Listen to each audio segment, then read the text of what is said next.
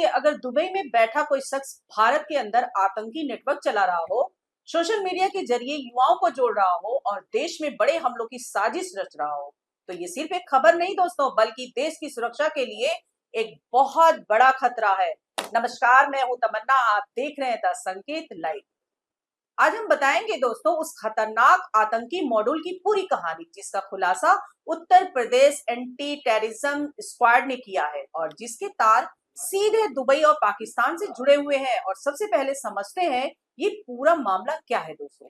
दरअसल UP STS ने हाल ही में 4 आतंकियों को गिरफ्तार किया, जिनकी पहचान साकिब उर्फ डेविल, अरबाब विकास उर्फ रौनक और लोकेश उर्फ पपला पंडित के रूप में हुई है।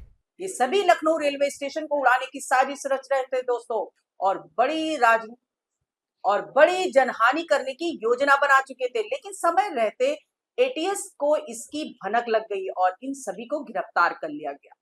अब इस पूरे मामले में जो सबसे बड़ा खुलासा हुआ है वो ये कि ये नेटवर्क का असली ऑपरेटर भारत में नहीं बल्कि दुबई में बैठा हुआ है, जिसका नाम आकिब बताया जा रहा है दोस्तों। आकिब मेरठ का रहने वाला है, लेकिन लंबे समय से दुबई में रह रहा है और वहीं से पूरे मॉड्यूल को कोऑपरेट कर रहा है। ADG law and order Amitabh Yash के अनुसार आकिब ने ही साकिब को सोशल मीडिया प्लेटफॉर्म जैसे इंस्टाग्राम और टेलीग्राम के जरिए पाकिस्तान के आतंकी हैंडलर से जोड़ा था और इसके बाद साकिब सीधे इन हैंडलर से संपर्क में आ गया और उन्हें भारत के अंदर ही संवेदनशील जानकारियां भेजने लगा। अब यहाँ सबसे बड़ा सवाल यही उठता है कि आखिर ये नेटवर्क काम कैसे कर रहा था।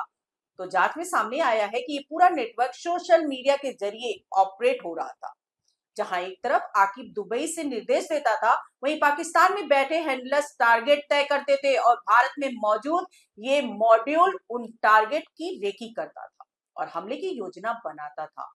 सूत्रों के मुताबिक आकिब पाकिस्तान के बड़े आतंकी संगठन के संपर्क में था और उसकी जिम्मेदारी भारत में ऐसे मॉड्यूल तैयार करना था जो देश के अंदर अस्थिरता फैला सके।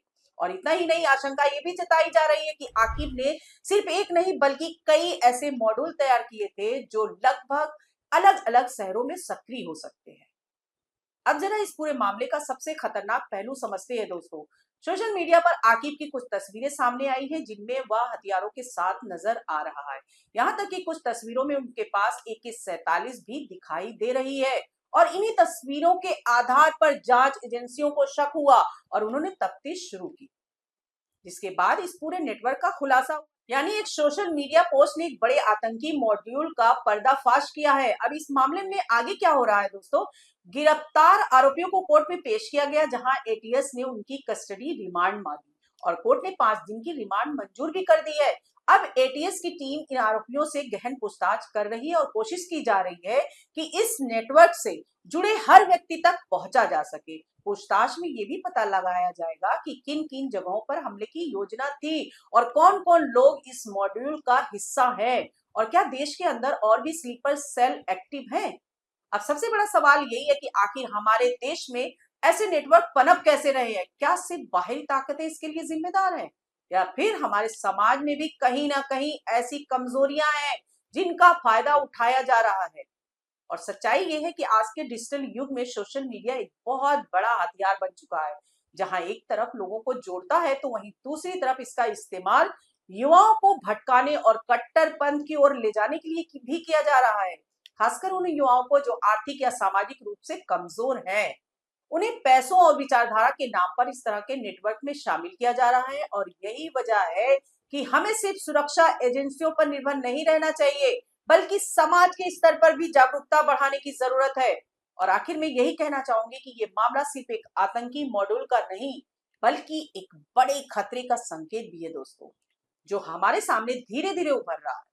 और अगर समय रहते इसे नहीं रोका गया तो इसके परिणाम बहुत गंभीर हो सकते हैं। लेकिन राहत की बात यह भी है दोस्तों कि हमारी एजेंसियां सतर्क है और समय रहते कार्रवाई भी कर रही है।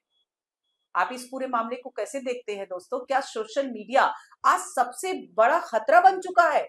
अपनी राय कमेंट्स में जरूर बताइएगा। आज के लिए इतना ही, नमस्कार।